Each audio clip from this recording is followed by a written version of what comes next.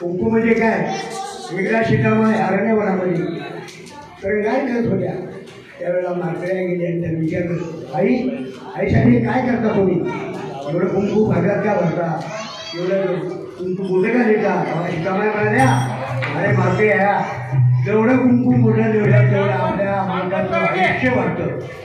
मारकऱ्यानं म्हणला एवढ्या कुंकू आलं तर माझ्या मालकाचं आयुष्य वाढत असेल तर मी का थांबू म्हणून मी शेंगराचा डब्बा तोडून घेतला